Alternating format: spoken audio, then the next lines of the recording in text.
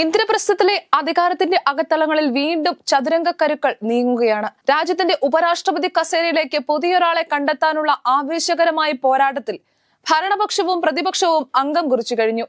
ഇത് വെറുമൊരു തെരഞ്ഞെടുപ്പല്ല, വരാനിരിക്കുന്ന കൊടുങ്കാറ്റുകളുടെ സൂചന നൽകുന്ന രാഷ്ട്രീയത്തിലെ ചാണക്യതന്ത്രങ്ങളും കൗശലങ്ങളും ഒരുപോലെ പരീക്ഷിക്കപ്പെടുന്ന ഒരു മഹാപോരാട്ടമാണ്.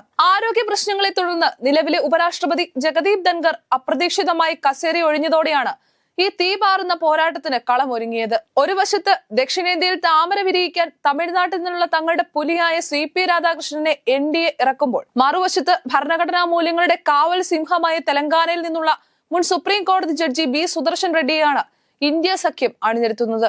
ഡൽഹിയിലെ ഓരോ വോട്ടും പൊന്നാകുമ്പോൾ ഈ പോരാട്ടം വെറും സംഖ്യകളുടെ കളിയല്ല, മറിച്ച് അഭിമാനത്തിന്റെ കൊമ്പുകോർക്കലാണ് ഇരു മുന്നണികൾക്കും. 2 തവണ ലോക്സഭയിൽ കോയമ്പത്തൂരിന്റെ ശബ്ദമായിരുന്ന, നിലവിൽ മഹാരാഷ്ട്രയുടെ ഗവർണർ കസേരയിലിരുന്ന ഭരണചക്രം തിരിച്ച അനുഭവ സമ്പത്തുള്ള CP രാധാകൃഷ്ണൻ BJPയുടെ തുറുപ്പുചീട്ടാണ്. അണ്ണാമലൈ ഒരു തീപ്പൊരിയാണെങ്കിൽ രാധാകൃഷ്ണൻ ഒരു അഗ്നിപർവ്വതമാണ് എന്ന് അമിത്ഷാ തന്നെ വിശേഷിപ്പിച്ച നേതാവ്. ദ്രാവിഡ മണ്ണിൽ വേരുപിടിക്കാൻ പാടുപെടുന്ന BJPക്ക് ഒരു തമിഴനെ ഉപരാഷ്ട്രപതിയാക്കുന്നതിലൂടെ ലഭിക്കുന്ന രാഷ്ട്രീയ നേട്ടം ചെറുതല്ല. ഇത് ദേശീയതയുടെ വിജയമാകും. ഭാരതമാതാവിന്റെ മക്കൾ ഒന്നിക്കുമെന്ന് പ്രഖ്യാപിച്ചുകൊണ്ട് രാധാകൃഷ്ണൻ തന്റെ പത്രിക സമർപ്പിച്ചപ്പോൾ NDA ക്യാമ്പിൽ വിജയഭേരി മുഴങ്ങിക്കഴിഞ്ഞു. എന്നാൽ ഈ കളി അത്ര എളുപ്പത്തിൽ വിട്ടുകൊടുക്കാൻ പ്രതിപക്ഷം തയ്യാറല്ല. ഭരണഘടനയാണ് തങ്ങളുടെ ആയുധമെന്ന് പ്രഖ്യാപിച്ചുകൊണ്ട് അവർ കളത്തിലിറക്കിയത് ഒരു സാധാരണ രാഷ്ട്രീയക്കാരനെയല്ല, നിയമത്തിന്റെ അവസാന വാക്കായ ഒരു ന്യായാധിപനെയാണ്.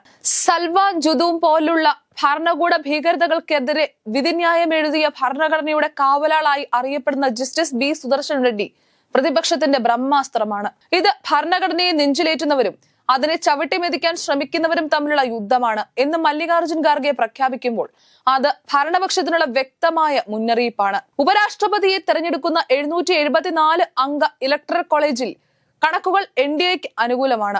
BJPയുടെ മാന്ത്രിക സംഖ്യ ഏകദേശം 436 MPമാരുടെ പിന്തുണയോടെ NDA വിജയമുറപ്പിച്ചു. YSR കോൺഗ്രസിന്റെ 11 വോട്ടുകൾ കൂടി പെട്ടിയിലാക്കി. പ്രതിപക്ഷത്തെ ഞെട്ടിക്കാൻ അമിത്ഷായുടെ തന്ത്രങ്ങൾക്ക് കഴിഞ്ഞു. BJD, BRS, അകാലിദൾ തുടങ്ങിയ പാർട്ടികൾ മാറി നിൽക്കുന്നത് NDAയുടെ ഭൂരിപക്ഷം അല്പം കുറയ്ക്കുമെങ്കിലും അവരുടെ വിജയത്തെ ഒരു തരത്തിലും ബാധിക്കില്ല എന്ന വിശ്വാസത്തിലാണ് NDA. 324 MPമാരുടെ പിന്തുണയോടെ ചരിത്രത്തിലെ ഏറ്റവും വലിയ വോട്ട് വിഹിതം നേടുന്ന പ്രതിപക്ഷ സ്ഥാനാർത്ഥി എന്ന റെക്കോർഡിലേക്കാണ് ജസ്റ്റിസ് റെഡ്ഡി ഉറ്റുനോക്കുന്നത്. ഇത് 2026ലേക്കുള്ള പ്രതിപക്ഷ ഐക്യത്തിന്റെ വലിയ സന്ദേശമായി മാറുമെന്ന് ഉറപ്പാണ്. ഇത് വെറും ഉപരാഷ്ട്രപതി തിരഞ്ഞെടുപ്പല്ല, ഇതിനു പിന്നിൽ വലിയ അർത്ഥങ്ങളും രാഷ്ട്രീയവുമുണ്ട്. അതിലൊന്നാണ് മിഷൻ സൗത്ത് എന്നത് രാധാകൃഷ്ണനിലൂടെ ദക്ഷിണേന്ത്യയുടെ മനസ്സു പിടിക്കാമെന്നും അത് 2026ലെ തമിഴ്നാട് തെരഞ്ഞെടുപ്പിൽ നേട്ടമാകുമെന്നും BJP കണക്കുകൂട്ടുന്നു. എന്നാൽ ഇന്ത്യ സഖ്യത്തിന്റെ ശക്തി പ്രകടനം മമതയും കെജ്രിവാളും ഉൾപ്പെടെയുള്ളവരെ ഒരേ കുടക്കീഴിൽ അണിനിരത്താൻ കഴിഞ്ഞു എന്നുള്ളതാണ്. ഇതിലൂടെ ഇന്ത്യ സഖ്യത്തിന്റെ ആത്മവിശ്വാസം വാനോളം ഉയർന്നിട്ടുണ്ട്. തെരഞ്ഞെടുപ്പിൽ തോറ്റാലും പരമാവധി വോട്ടുകൾ നേടി ഒരു ധാർമ്മിക വിജയം സ്വന്തമാക്കുകയാണ് പ്രതിപക്ഷത്തിന്റെ ലക്ഷ്യം. ഇന്ന് രാത്രിയോടെ ഫലം വരുമ്പോൾ ഇന്ത്യയുടെ അടുത്ത രാഷ്ട്രപതി ആരാണെന്ന് അറിയാം. അത് താമരപാളയത്തിലെ തമിഴ് പുലിയാകുമോ അതോ പ്രതിപക്ഷത്തിന്റെ തെലുങ്ക് സിംഹമാകുമോ? സംഖ്യകൾ CP രാധാകൃഷ്ണന് അനുകൂലമാണെങ്കിലും രാഷ്ട്രീയത്തിൽ അവസാന നിമിഷത്തെ അട്ടിമറികൾക്ക് എന്നും സ്ഥാനമുണ്ട്. എന്തായാലും ഈ തെരഞ്ഞെടുപ്പ് ഫലം ഇന്ത്യൻ രാഷ്ട്രീയത്തിൽ പുതിയൊരു അധ്യായത്തിന് തുടക്കം കുറിക്കുമെന്ന് ഉറപ്പാണ്.